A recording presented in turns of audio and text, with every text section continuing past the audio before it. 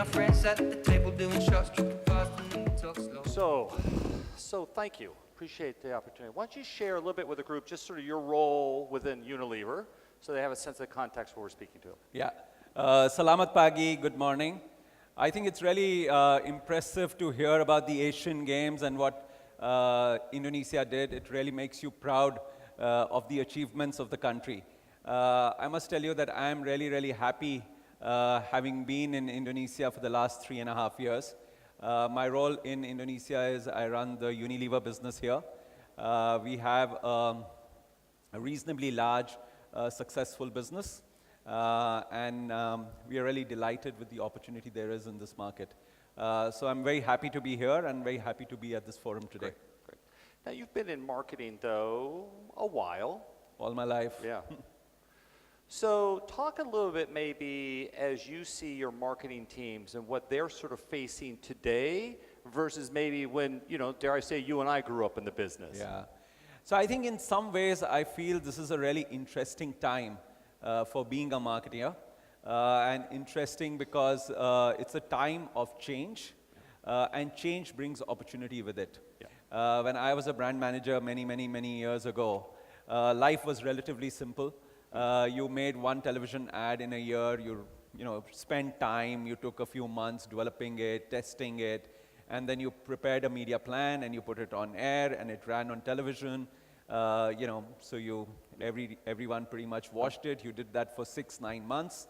It was a much simpler time. It was an easier time, and 6 months, 9 months later, you did the same thing all over again.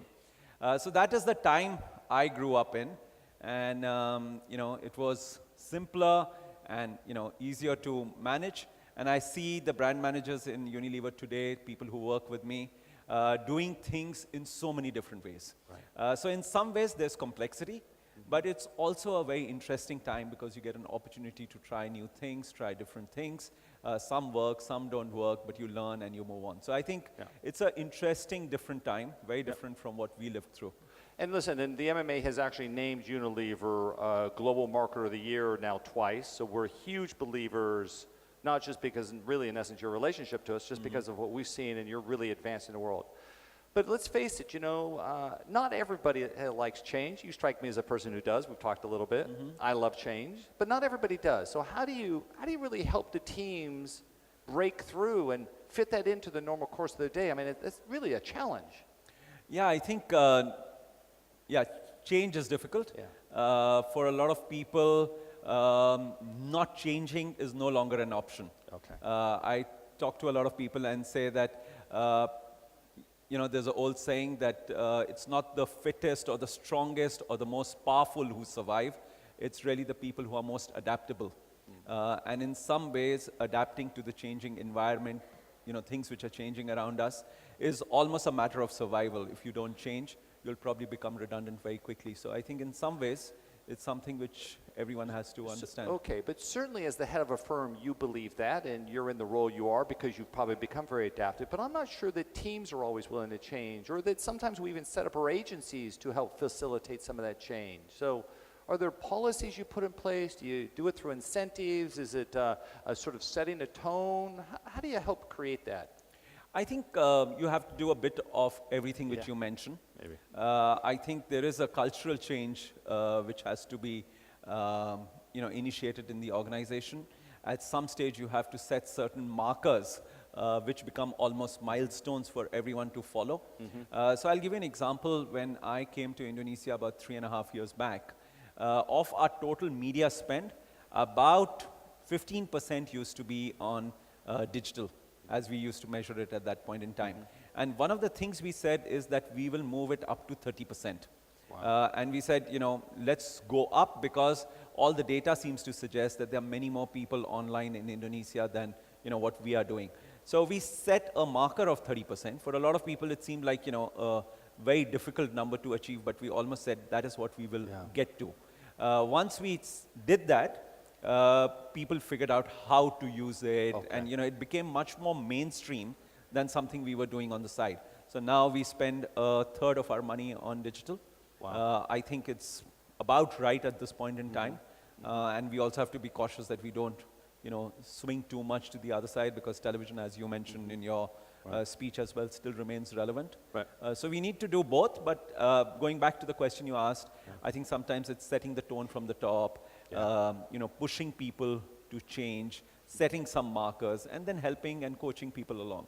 What are the new capabilities that are required? And maybe let's approach that from 2 points. So, what are the capabilities of the senior marketers that they need to adapt? And then also, too, what capabilities are you trying to hire into the organization that is maybe different than 10 years ago or some point? So I think many things are different, but I would say some things have changed and some things don't change.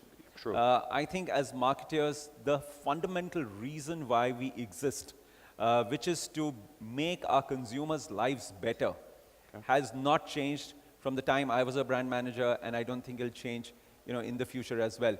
Our reason for existence is to make sure we can solve our consumers' problems, make sure that they have better lives because of what we do. And that is something which doesn't change. And being close to our consumers, understanding their needs and solving them is a fundamental reason why we are here. And those are capabilities, skills, so mindset we have to continue to build. Right, consumer insights and purpose and all those things, meaning, all that comes with sort of positioning a brand, right? So that doesn't change. Yep. However, how we do some of those things, how we solve those problems, how we get close to our consumers, how we engage with them, the way in which we do that has undergone a fundamental shift. And one of the capabilities I believe marketers need to have in the future, a lot more than they needed in the past, is to be able to use data, understand data, analyze data, and leverage data to be able to lead to more precise, customized, targeted marketing compared to what we've done in the past. What other capabilities are you bringing into the firm that are different than before? So we are setting up what we call a real-time marketing center within the organization. So we are insourcing now a lot of technology, a lot of data scientists, analytics within the organization, so that our brand managers can sit with people who know data well, who know technology well, and they can customize and real-time keep changing advertising as they go forward. So annual planning is off the table or just dramatically transformed? I don't think we do annual planning anymore, because I think a year is now just too long a time. We tend to do a lot more ongoing planning. I also believe that our marketing efforts are moving from being episodic to always on. So, the same example I was giving you in the past, you create a campaign and then you run it for a few months. I think we have to now behave a little more like content publishers, where we integrate our brand messages into content which is relevant and popular with consumers, and that is something which needs to change almost every day. We did on our ice cream brand Walls, we created a campaign which went with the Asian Games. And as the torch before the games went from one city to the other, through our campaign, geo-targeting, we kept adapting the campaign to that city, to that area, and to that geography. So in some ways, it was doing things which in the past, more publishers would have done. But more and more, we as marketers need to do that. So I think in some ways, we have to change a lot of ways in which we engage with consumers, although what we end up doing is not different from what we've done in the past. Now, do some of your brand portfolios, you think, even lend themselves better to this kind of new disruption, this new environment, or all of them have to adopt to sort of the environment that we're in? I don't know. So I think everyone has to adapt, because our consumers have changed. So it's, the people who consume our brands, whether it's an ice cream brand or a male grooming brand, or even something which is very, very mundane, let's say a dishwashing brand, the consumers who consume these brands, they have changed. And therefore, we have no choice but to make sure that our brands, our content, and the way we engage with consumers changes. The degree of change is, of course, different by category and brand. So it would be very different for a brand like Axe or Walls or Magnum, which you were showing, versus some of the other ones. But the change is there for everyone. Got it. Got it. Listen, now we're open to, Hemant's agreed to take some questions. So if you have questions, kind of sort of flag my attention, or if there's, I don't know if we're giving microphones out to people to be helpful, but you can feel free, maybe give some little thought to that. So could you give me an example of maybe a brand that has used mobile really effectively, either here in Indonesia, maybe throughout APAC? You have a good example of something you thought interesting, innovative? Yeah. I think there's a brand called Axe. It's a deodorant brand, and we've used it quite. And Axe is here in Indonesia, yeah, because it's a very big brand in the States. Yeah. So it's here in Indonesia as well, and I think we've used mobile quite effectively for that. And I think what we've tried to do with that brand is to move away from mainstream advertising to much more storytelling, and therefore mobile lends it well, and we've created Indonesian stories of young men who are growing up and finding different ways in which they express their masculinity.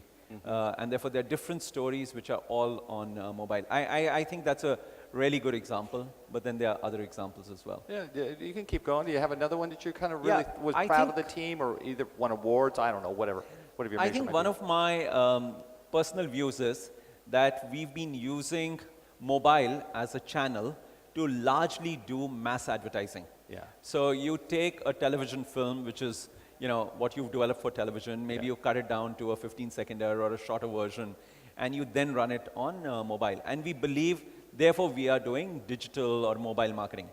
But this medium lends itself to a completely different way in which you can approach it. And one of the things we've been talking about is how do we start micro-segmenting and then adapting our content to appropriate segments. Okay. So some of the new work which we are doing, we are trying to make sure that for every campaign, we define at least 8 to 16 sub-segments. So in the past, when you did television and you did an ad, you said women over the age of 18, 18 to 30, and therefore you created you something target that, what TV could accomplish. But, it's really women 18 to 35 really in today's day and age mean very little, because women 18 to 35 could be mothers, could be working women, could be singles, could be stay at home, and therefore you can define that segment more sharply in many more sub-segments. And then when you look at it, and the difference between a woman who's single and going to work for the first time and a woman who is married, has a child at home, and is stays at home and does something from home, the difference between them is quite sharp. And therefore, to assume that the same piece of content will work as effectively with both of them is probably not correct. And now, for the first time, through this medium, we have the opportunity of being able to customize. And what I'm finding is more and more brands in Unilever are beginning to do that. So for an ad we made recently, we had about 256 versions of that film, which were adapted to different segments. And I think that's really, the kind of work which we'll need to do more and more in the future. Right. If there are any questions, I have a little trouble with the lights seeing all the way out there, so I don't know if anybody bold enough to ask a question? No? Here's your one opportunity to ask from, yeah, here we go. Yeah, please, go ahead. Can you shout it out? Hi. Oh. Well, Hi, Pak Hemant. Yeah. Where'd that voice come from? Hi. Yep, go ahead. Yeah, hi. Hi, good afternoon. Yeah, hi, Pak Hemant. This is Marcia from Mindshare. I would like to ask some questions about, we all know in this era of digital marketing and the rising of mobile. And I think I would like to hear your thoughts about how TV is still relevant right now, and what do you personally think about how relevant is TV currently compared to mobile? Yeah, and how we as a brand should integrate the moments and the impact of both platforms. Thank you. Yeah, I think in a country like Indonesia, and I think that's true in many countries in the world, barring maybe one or two, where television still remains the primary medium of reaching consumers. So if you really had a limited amount of money and you wanted to reach a certain number of consumers, television is still the most cost-effective medium of getting to most consumers.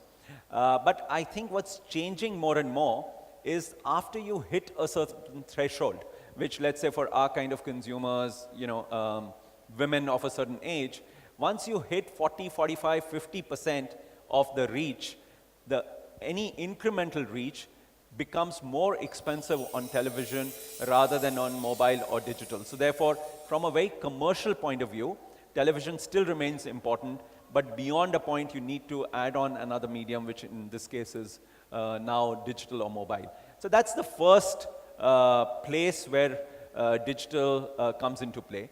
But I think the second is that digital more and more is letting you do a lot more with your communication and content compared to what television can.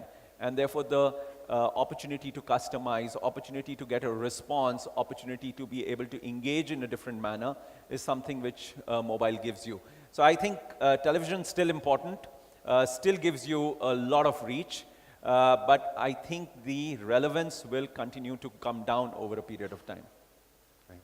Well, listen, we're out of time. That's what the chimes mean, so I think we need to go. Listen, give a big thank you to Hemant for his sharing today. And Unilever is a great company. Thank you. Thank you very much. Really great. Thank you. Thank you very much once again, Mr. Craig Stuart and Hemant Bakshi. Can we request for you to still remain on stage, gentlemen? And probably because this is, let's just go to the center a little bit, right in front of the chairs, right there. Since this is from MMA, I would like to request for you to present it to Mr. Bakshi. Sorry, that's my cue card. Sorry, your notes. Thank you. Thank you. Thank you. Do we have pictures first, gentlemen? Once again.